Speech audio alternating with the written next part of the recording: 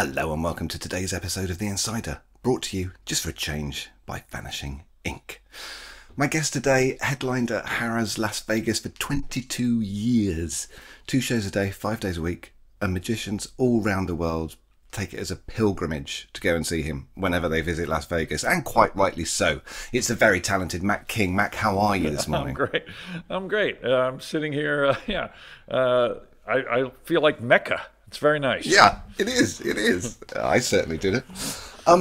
It's a short show, Mac. It's only 30 minutes. What's your magic origin story? You've got 43 seconds. 43 seconds. Mm-hmm. Let's see. Both my grandfathers knew a couple of magic tricks. I learned them when I was little, and felt like I had sort of an affinity for it as I grew older, and met Lance Burton at a magic meeting in Louisville, Kentucky, where I grew up.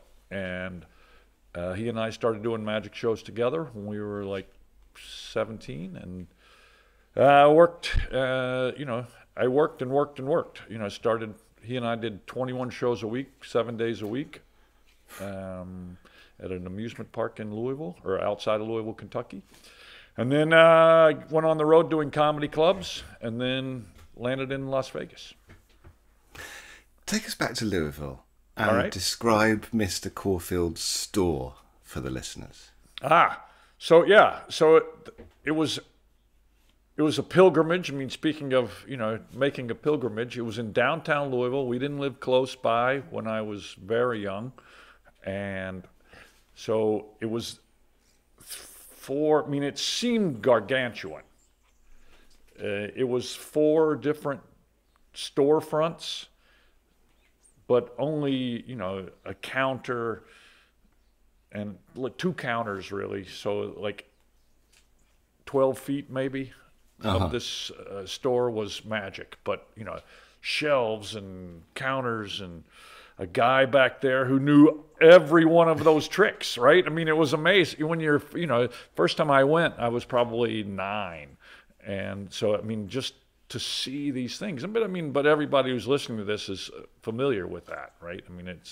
We've all gone in and seen, even if you only deal with, online stores, you're still scrolling through and like, oh my God, look at all that crap. But then when you turned 14, you joined the Magic Club. Yeah, you had to be 14 to join the Louisville Magic Club. Yeah. So what were those monthly meetings like, and how do you think they helped shape you into the performer that you are? Well, the big thing for me was I met Lance. At that meeting. We hadn't met before. We lived in opposite parts of town. And so the first meeting I went to, I went and there was just seemed like a bunch of old men. And same as every magic club around the world. And when you're 14, if those guys were probably, I'm still friends with, some of them are still alive and I'm friends with today, and they're, 20 years older than me, right? So they were in their 30s or 40s at the time, but they just seemed ancient. Old, yeah. And so, but there was one other young guy there, and when I walked into this room, it was in the basement of the YWCA, Young Women's Christian Association, building in downtown Louisville, sketchy part of town. My mom, I was 14, she just dropped me off at the corner and I went in by myself. She didn't even bother to go in and check on me hanging out with a bunch of old men in the bottom of a sketchy building. But I walked in and it was early, I was a little early, and I walked in, there was a crowd of people watching somebody obviously do a trick. They were crowded around somebody doing a trick, and I tried to see, couldn't see who it was and couldn't see the trick, but they all clapped and then the crowd sort of dispersed, and there all these old men were watching a kid. Turns out to be Lance Burton, and it was like a scene from a movie. Rays of light come in and and because they were all impressed by this 14-year-old kid. And it turns Right. out Lance Burton is a good magician. Who'd have thought it? And so, but we got to be buddies because we were sort of, I mean, the only people under 30 in Right. the club. And once we're very close in age, like 3 months apart. And so once we could drive, once we had driver's licenses, then we started spending more time together than just at the Magic Club meeting. Sure. So it was great. Sure. You've really only recently opened back up the show, this time at a new theatre. In a new theatre, yeah. What does it feel like to be back? Oh my God! I was, Damien, if it had gone another month without me doing shows, I mean, I would have. My wife's a marriage and family therapist, so I probably wouldn't have seen her, but I would have gone to some. I had to go into some therapist. I mean, it was really bad for me. Yeah. And so when I was backstage, when I first went back, first day back, I'm there with my business partner, and we're like, "Hey, we did it! Look at this! We're back working!" And we worked out this new deal, and there was a lot of not just pandemic stress, but stress from getting out of. I still had 3 years on my old contract, and so Right. getting out of that old contract and into this new contract, and all the, I didn't learn to do card tricks so I could deal with lawyers, and. So that part was crazy stressful too. But just being backstage and hearing the shows, every show starts with the kids' song, "If You're Happy and You Know It, Clap Your Hands." And so I'm backstage and that music starts, and I'm with Bill Volkner, my business partner in the show. And, he's like, "We did it." And I'm like, and I just start crying. And he's like, "Buddy, you better... You better suck it up, because in 90 seconds you're walking out A whole there." bunch of people. Yeah. And so I managed to dry off and go out and do a show. But it was, it was weird too, because I hadn't done a show in over 14 months, and Yeah. I was reading, watching a lot of Mac King video, trying to remember stuff. But I left out a lot of stuff, and my wife and daughter were in the audience, and they were laughing at me, struggling with memory.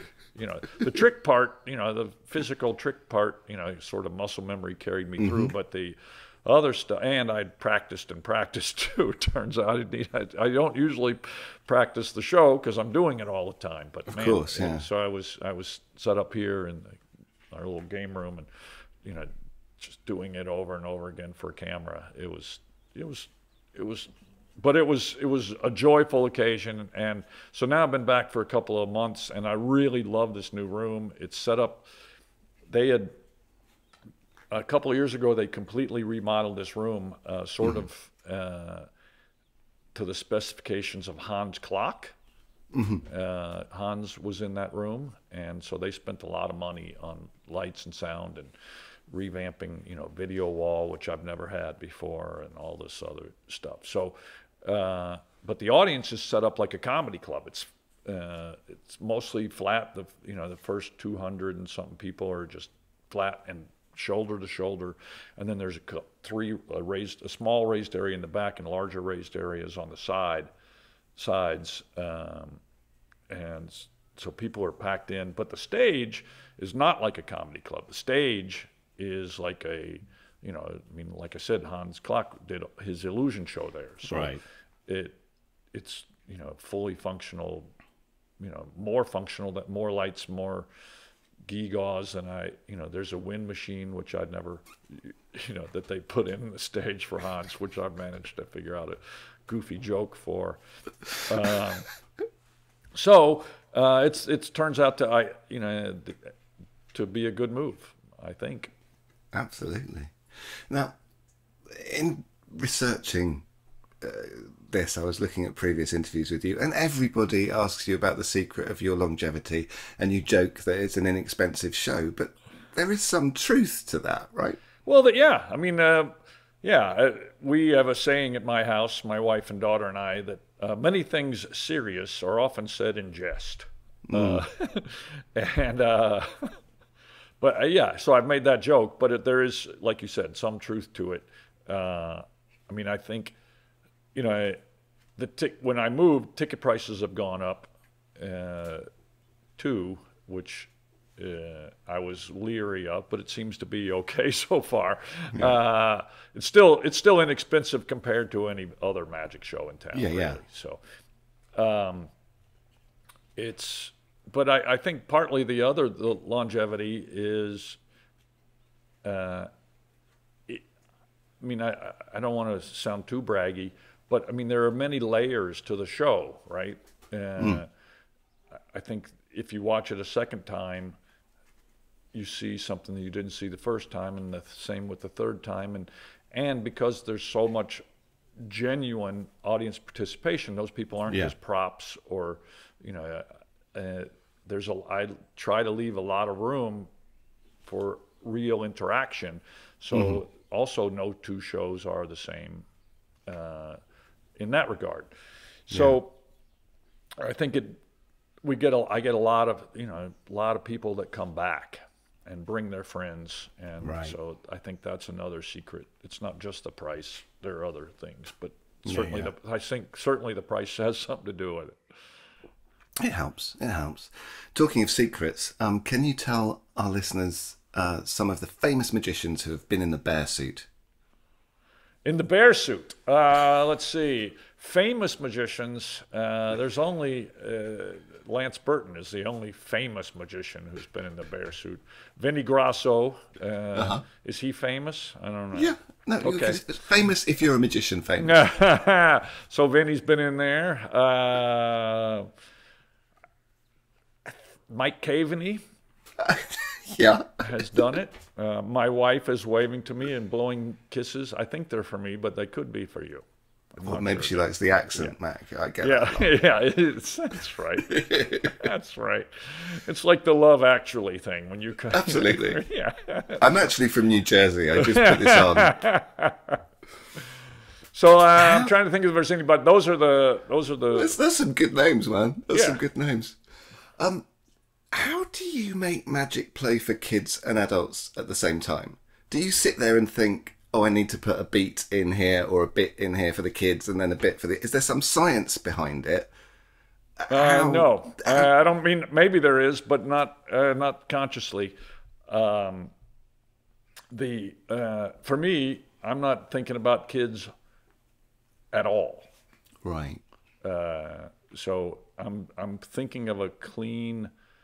ish, you know, I mean, I was having dinner with Penn Jillette a month ago, and he said, you know, you actually have the dirtiest magic show in Las Vegas.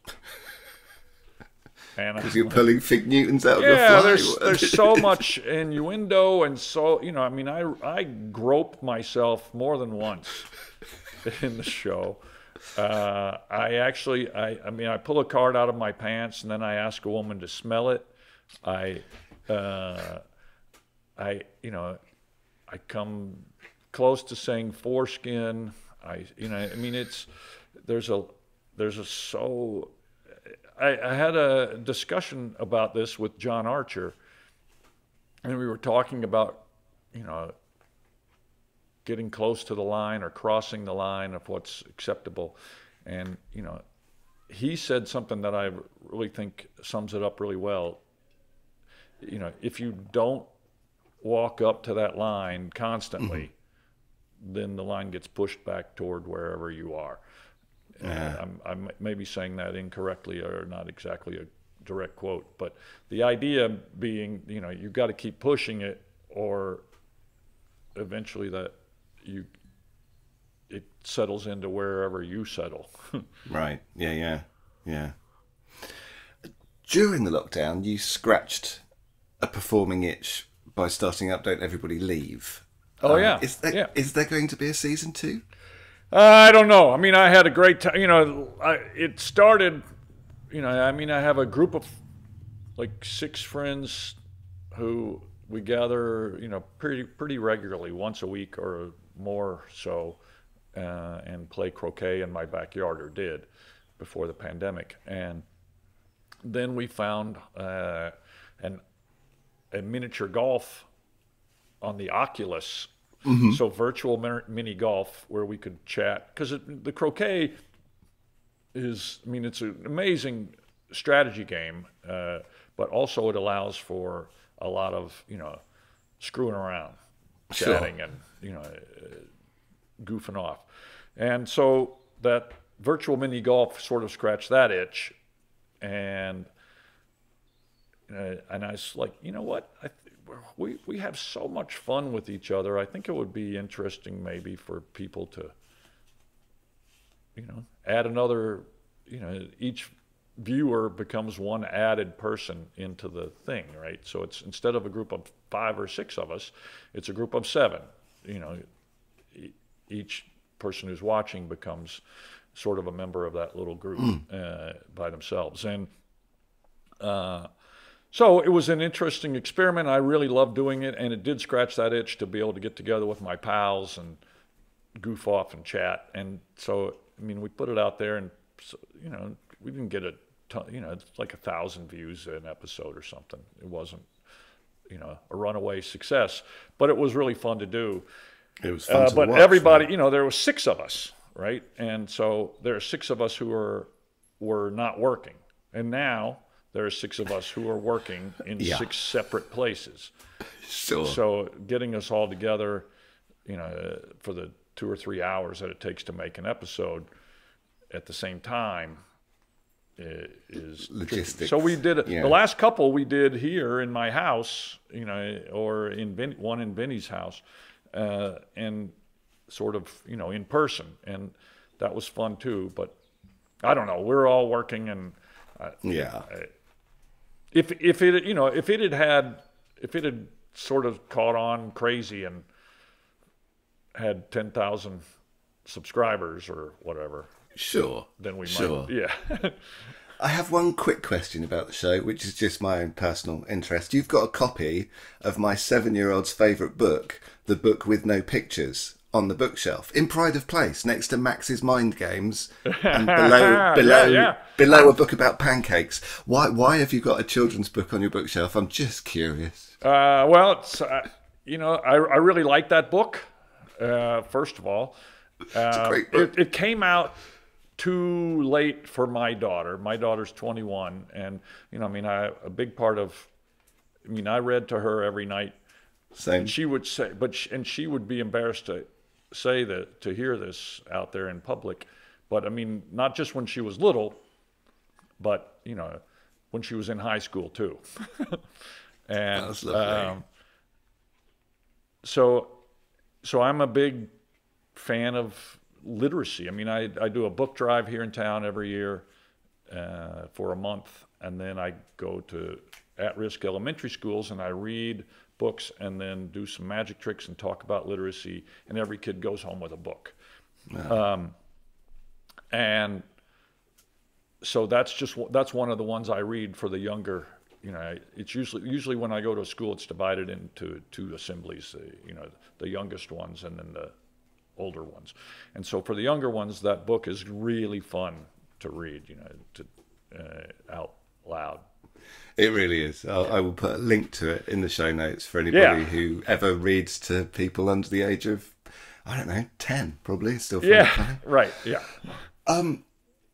Doing so many 500 odd shows a year, what are some techniques you use to avoid dialing in the show? Now, I've heard you say that you care, but how do you still care after so much, after so many shows? And if someone's listening to this that's beginning to get a bit disillusioned with their act, what advice can you give them to be able to keep caring? For me, it's that audience interaction that we were talking about earlier. There's so much of it. I'm going to try to remember all the little things I think about, but step one is there's so many people on stage. Depending on the show, there's 5 or 6 people from the audience, right? And so if I seem disinterested or not engaged with that first person, then the second person is more reluctant to not come up, or Sure. more reluctant to come up. And so, and the show is just, you know, I'm also scared because I want to keep working, right? And so if it starts to get around that, oh, you know, he's just phoning it in. I mean, so much of the show is word of mouth, right? And if people aren't saying good things, then, you know, I'm scared attendance will drop off and I won't be able to keep working. So and I really love working. So I mean, I really, you know, I do care, but I also concentrate on it. I mean, it's something that I purposely, you know, there are little things in the show, like there's a force card that I could keep the same every show, but I make it a different one so that I have to remember that. I have to you know, I really make it a point to remember everybody's name who comes on stage. And so it just keeps me, you know, the tiny little things that any little thing like that I can throw in that keeps my brain active. So I'm not thinking about lunch or what I'm going to do after the show. I'm thinking about the show as the show's going on. And if my mind drifts, then the show suffers. And so, plus I'm really addicted to that laughter and applause. And you know, it's not so much, I mean, I feel like some of the jokes, if I just say them, they're not going to get the reaction than if I deliver them. If that's make a weird distinction to make, but so I have to be present for that too, because the jokes aren't strong enough to stand on their own. You said you changed little things, but again, in the research, I saw an interview where you said you changed the method for the ending of the rope trick multiple times in the last however many decades you've been performing it. Yeah, but that's that's not to keep me fresh. That's to make the trick as better, you know, more deceptive. And so that has nothing. I don't think that's about keeping the show fresh. That's just about making that trick better. And I've changed, you know, I've edited a lot of stuff. I mean, a lot of stuff has evolved over the years. I mean, that rope trick has been in the show longer than anything, and I've been doing that for, you know, 40 years. It's crazy. So cool. Holy shit. So it will be probably more than 40 years, like 45 years. I've been doing that trick. It's a good in trick. some version. Well, it is a good trick, but I mean, initially I didn't have that ending, right? So I mean, over the years, initially it was just I had taken a few parts from George Sand's two rope manuscripts and melded them, you know, the parts I liked into one routine, and then I added, you know, a bit of mine in the middle, and then George had this thing where you cut it into 16 pieces, and then, but they don't really go back together. It's a joke ending, right? You apparently put all the 16 pieces in your hand, but you only put one sticking out, and then you reach in your pocket, and so you're going to sprinkle magic dust, and you sprinkle those 15 pieces over it, and all comes out in one piece. But it's, you know, that long, so it's a joke ending, and I was, you know, I did that for a while, but I was never, it seemed to me like it would be better if those 16 pieces went back to one rope. And I experimented with a lot of different ways. And initially I had like a top it and some other stuff but it wasn't as, you know, as deceptive as the next one, which involved me, you know, some mechanical crap in a suitcase, even in my little prop case, and then I wanted to move away from the suitcase, and make it self-contained on my person, but not atop it, and so it's just, you know, it's evolved over the years but that's just to make the trick better, and I feel like I've done that with a lot of things, and also not just make it better, But in the process, I mean, I want to make it better, but I also want to make it more my own, right? So nobody has that except for me, right? If you see that trick, hopefully you're only seeing me do it. Yeah. And so, I mean, and many of the tricks in my show are like that. I mean, I started out doing Terry Seabrook's bill and wallet, burnt bill thing, and I did that almost word for word with the manuscript that I bought when I was a teenager. But over the years, I mean, I'm like trying to get us away from that. And I bought Mike Caveney's Magic Comedy book and had Terry's routine, but with the bill and the cigar finish instead. And so I switched to that because less people were doing that. And then, but still, it was Mike's, not mine. Yeah, yeah. And so I had the idea for the telephone and changed up some other stuff and added a card trick in the middle and hypnotizing myself. And just over the years, it's just built up. And then I did Carlisle's homing card to pocket. And then after the bill was in the cigar, then I would end the card trick with a card in the wallet. But, you know, card in the wallet, everybody does. And so I was like trying to figure out. And so then I landed on the little snack pack box of cereal for the card to. So just over the years, just trying to make the trick better and unique. Is there a process you do for going through that? Because we're talking about classic effects, but I mean, most people listening will have dabbled with cards across, but only one person does the Cloak of Invisibility. So do you sit there and think, oh, I want to do cards across? What's the process? How do you Mac Kingify a trick? Yeah, I don't know how it seems different every time, but I mean, like I do the oatmeal thing with the guinea pig production at the end, and that's a chop cup routine, right? And so, but I was trying to figure out a different object for the chop cup, and I also, that sort of started with, my daughter had a guinea pig, and I'm like, it would be funny to produce the guinea pig. How does that? And then the sort of the order of operations for that trick was, my daughter has a guinea pig. It would be fun to produce the guinea pig. Uh-huh. And then the line that I start the trick with was the next thing that came in my brain, which was, every brand new magic trick requires a guinea pig.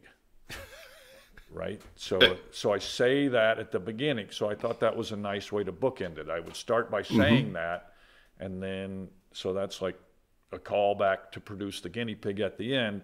Now I need a chop cup that a guinea pig fits in. And I was, kind of thinking about canned, Paul Harris had like beanie weenies and other, and then he had another sort of chop cuppy routine with a paper bag. And I like that idea, but and I just kind of was looking at different cans in the grocery store, and then oatmeal tub seemed great because it's not naturally magnetic, right? It's cardboard. Yeah. And so then I'm like, oh, that's that guinea pig sized. So that's kind of how that evolved. And the cereal box was similar in that I was like, all right, I need something else for this card to come in, and kind of another walk through the grocery store led to that. So the Cloak of Invisibility, where we started this conversation or this question. I had the Cloak of Invisibility before the Cards Across. Oh. So years ago, I was probably 20, in my early 20s, and I was sharing a house with another magician, a guy named Tom Hamilton in Louisville, where I grew up. And I was sitting reading a book, and Tom came tiptoeing in the room wearing a poncho, and he just tiptoed around the entire room, And I'm just watching him. He doesn't say anything, and I'm just watching him. He tiptoes, and then he starts to go out the door again. And before he goes, he leans back into the room and says, "That is right. I am invisible." And then he left. And I'm like, holy shit. Are you going to do that in your act? Because Tom had a manipulation act. He wasn't doing talking. And so I said, "Can I do that in my show?" He says, "Yeah, if you want." So that night, I was doing a little open mic night in a club in Louisville. And I wasn't married at the time, but I was dating the woman I eventually married. And so I did it for her, and she says, "Don't do it. It's going to be so bad." And she was right. I mean, I did it that night, and I just put on this thing, and I tiptoed around through the audience, and I was like lifting up people's drinks, and ooh, and then I wasn't wearing a mic, so when I tiptoed all around and I did all that crap, and then I got to the mic and I went, "That is right, I am invisible," like Tom had done. And it was just silence. No laughs at all. I'm like, so I did it the next night and I did it for like 4, 5, 6 nights and just nothing. I mean, literally 0 laughs. And so I'm like, well, I guess that was just a little moment that Tom and I had, and it was right. So we laughed, and then literally 20 years later, I saw my friend Pete Studebaker. At the time, he was living in Dallas, and we were out, and he did Cards Across for somebody, a waitress or somebody. I don't know where, I forget where we were, but he did it for some stranger, did strangers, and he did this Cards Across routine. I'm like, man, that is a great handling for that trick. Really direct, but really well covered misdirection for all the palms and the adding cards back on and everything. And I'm like, I said, "Is that your handling?" He said, "No, that's Bob White's, another Texas card magician." And yeah. I'm like, oh my God, it's so perfect. And I said, "Do you think Bob would mind?" He said, "I don't know." So Bob, when I would work I was working either the Improv or the Funny Bone in Texas, and Bob would come sometimes. So we went out to dinner with Bob, and I said, "Hey, would you mind if I did that Cards Across handling?" He said, "Only if you do it right." He wanted me to make sure that I was doing it right. Absolutely, do it justice. And so I was like, but I didn't have any. I just had the Cards Across idea, and so I didn't do it. I did it close up, just hanging around. I would do it for people at a party or whatever, but I didn't do it in my act. But it got really good reaction. But I was like, I don't have anything to add to it really, to put it into the real show. And then that Cloak of Invisibility idea came, 20 years later. 20 years later. Just popped back into your head. Popped back into my head, and I'm like, oh my God. That's it. Yeah. Yeah, that was it. So that took a long time, but I wouldn't have, it wouldn't have happened without Tom Hamilton doing that goofy little gag one afternoon, and it wouldn't have happened if I had, even if he'd done that, it might not have been. If he'd only done that, it might not have popped back into my head 20 years later. But struggling with it for 4 or 5 nights and not getting laughs sort of, cemented it somewhere in my brain. And so interesting. I was able to, somehow retrieve that. Yeah. Put those two ideas together. I mean, Billy McComb has, in his book, 25 Years Wiser, one of the things he talks about is putting 2 tricks together to make one new trick. And so I'm fond of that approach. Absolutely. Even if that took 20 years, the material that you have in the show is so solid that it must be incredibly difficult to bring in something new. How do you decide when to do that, and how do you decide what to drop? Well, that's the hard part, right? Because I don't want to drop anything. And Yeah. so over the years, because of time constraints, I've edited, you know, I mean, I had this longish card to pocket routine where the card would go to my pocket twice and then into my fly a few times and then into the cereal box in conjunction with the thumb tie. And so the last trick I put in, I took out the entire card to pocket sequence. So the card just starts out immediately in my fly. And it turns out that's better. Right. But that eliminated a few minutes. And the same with the burnt bill routine. I've cut out bits. When I do like a theater show, like if I do a performing arts show center where there's, you know, like 45 minutes and an intermission and 45 minutes, all that stuff goes back in. So it's not wasted, but it's not in the show now. And because if you haven't seen the show, it's so interwoven. I mean, there's, you know, if I take out one trick, it affects two other tricks. Mm-hmm. And so it's really weirdly, you know, difficult to get rid of something. So I don't. Trim. I just trim other things and put stuff in. So, and, you know, I mean, over the years, I mean, I've tried a number of things that just, you know, for a month and then going, you know what, I'm never going to get this to where I feel like it's to the level of the rest of the stuff. So I'm going to take it back out. Yeah, It's yeah. sort of disheartening, but I mean, you know, I'm working on two things now, and I don't know how, you know, I don't know how I'll put them in, what I'm going to take out or, you know, edit out. I don't know. It must be nice after 22 years at Harrah's that you've still got a challenge. You've still got something that's, I don't know how I'm going to do this. That must be I don't know fun. how I'm going to do it, but I mean, yeah, that's a challenge, but also just, you know, like you said, I mean, keeping it fresh and, you know, that's a challenge too. For sure. And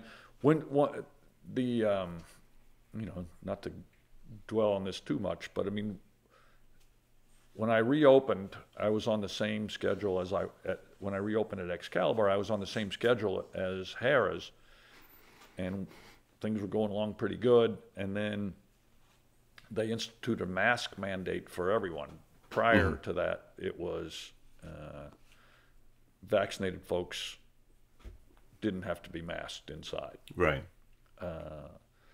But with all the resurgence, et cetera, they reinstituted this mask mandate. And so attendance dropped off quite a bit. So I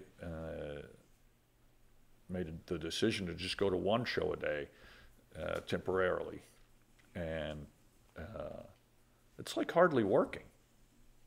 I mean, I'm here with my wife and I'm like, hey, I'll be back in a few minutes. Go do my job. I'm just popping to the store. And you know, it's like that. It used to be like, you know, my whole day was gone. I was gone doing a couple of magic shows, and now it's like, oh, that's just some, you know, little thing I do in the middle of the day. It's so weird.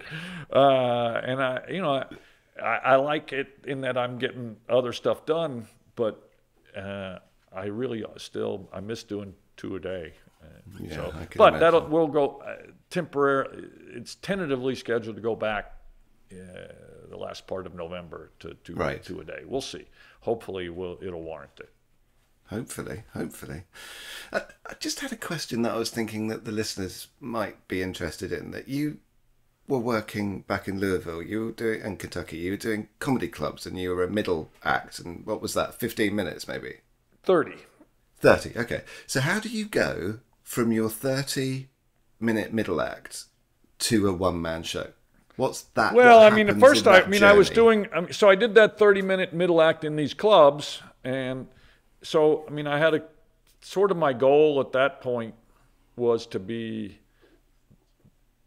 I mean, this is sort of a private goal, but my private goal was to be the highest paid middle act in America. Okay.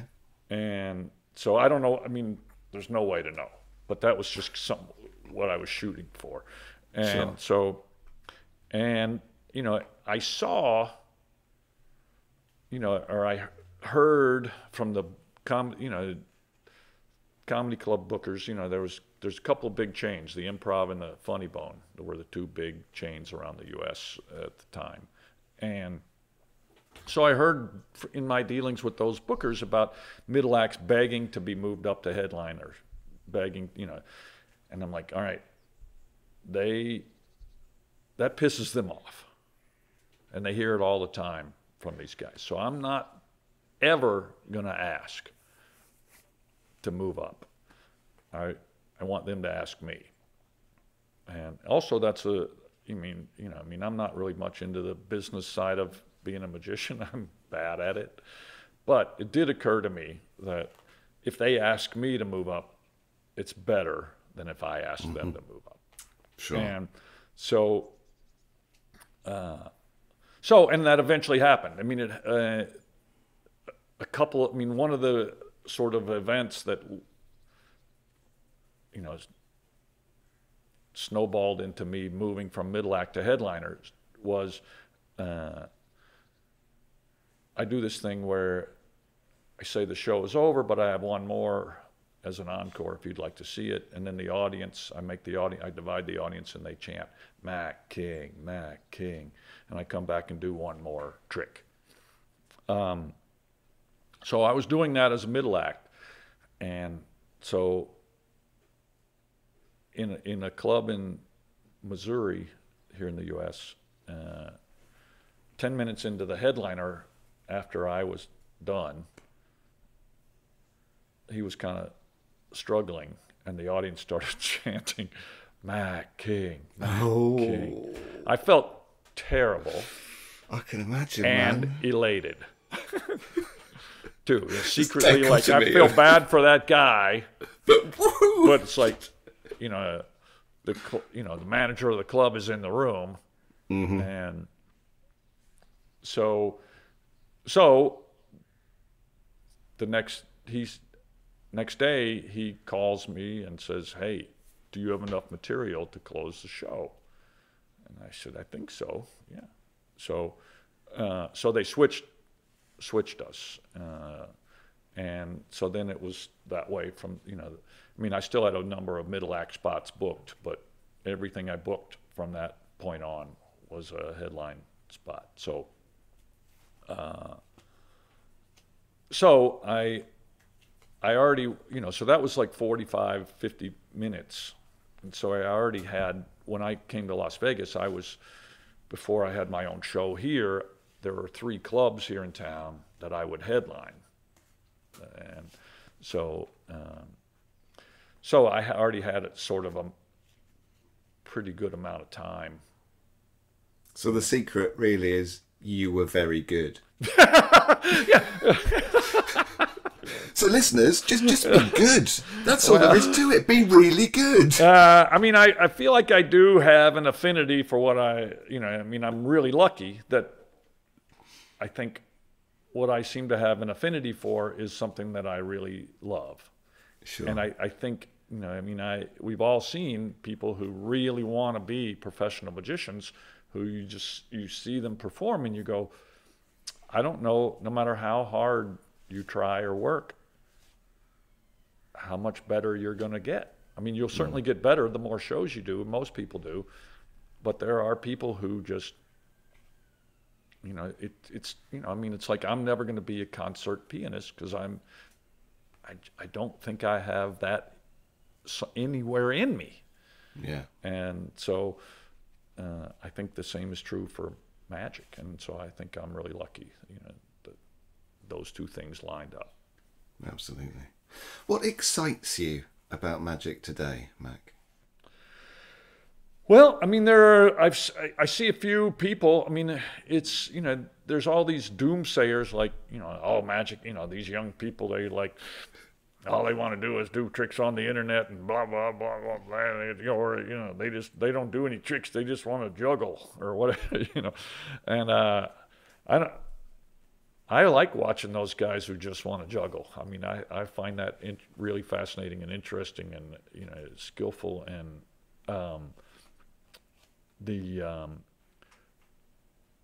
and there are some. What excites me are the sort of the young people who are more old school, who are interested in getting out in front of live people. That still exists, right? Those audiences are still there, and there are still some, not as many, I feel like, as when I was trying to break into magic. But there's still, a number of people out there, I feel like it's in good hands, and I like watching those people. What are some books that you think everybody interested in performing magic should read? I'll tell you what, the book that had the biggest influence on me as a kid was a book called Learn Magic by Henry Hay. Everybody knows the Amateur Magician's Handbook. Yep. And this is the same guy who wrote it, and same sort of conversational. I like his writing style quite a bit, and but this is a little simpler, it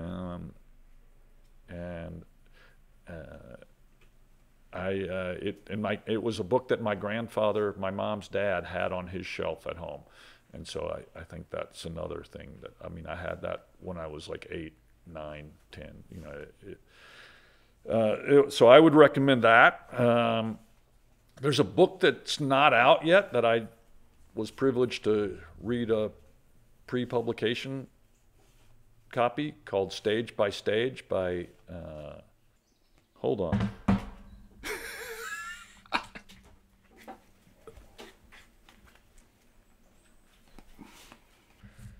This isn't out yet.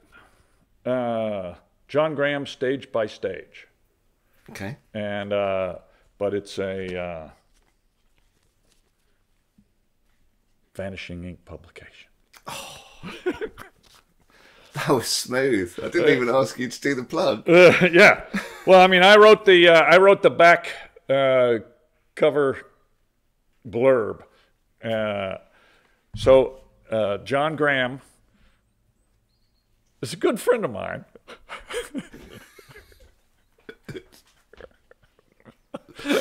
No one's going to know why you're laughing. Good. John Graham is a good friend of mine. Always on your mind, right? Always on my mind. And so, I don't know, do you know anything about this? No. Andy doesn't tell me anything. So, it's a how-to book on how to become a stage magician if all you've ever done is close-up magic. And I would have thought it was impossible. I even say that. John Graham has done what I thought was impossible. He has written a book that spells out in an orderly way how to put together a stand-up comedy magic act. Really, actually, truly, step by step, how you can go from a person who performs a few good close-up magic tricks for a couple of friends to a person who can present a full, kick-ass stage magic show for hundreds of strangers. And it's remarkable. I don't understand. I would have said before I read this that was an impossible task. And man, it's so good. And so, we didn't arrange this. I wasn't planning on talking about this book, even though this is a Vanishing Ink, production. But it's just so impressive to me what he's done. I look forward to reading it. So there's that. Henry Hay's book. The Tommy Wonder books are unbelievable to me. Mike Caveney's Wonders, unbelievable. But I don't know. That's a good there are start. very few magic books that I've read where I haven't felt like I've gotten something out of. Yeah. So sometimes even if it's something not to do. Right. Well, that's right. Yeah. That's more from magic shows that I see. It's like gala shows and conventions. Who are some performers that you never got to see live, but you wished you had? I saw Pat Page do a few minutes, but I would have loved to have seen Pat Page do like a whole show. And Roy Benson, I never saw live. I would have loved to have seen Roy Benson live. I mean, you know, there's snippets of great video, but who else? I would have liked to have seen Jarrow.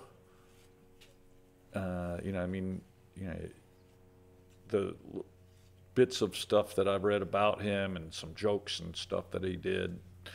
I bet he was great.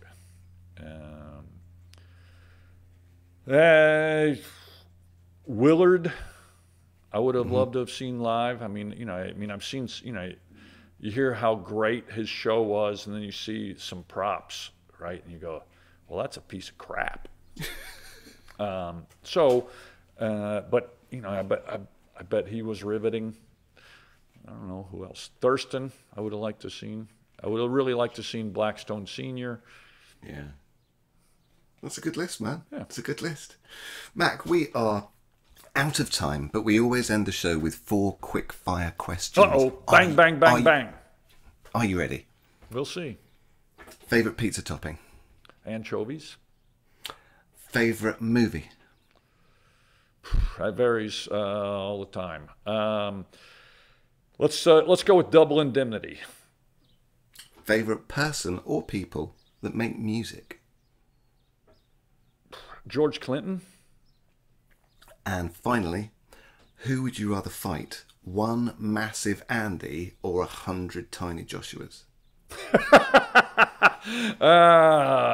Let's see. I think I have big feet, so I think I would rather fight a bunch of tiny Joshua Jays.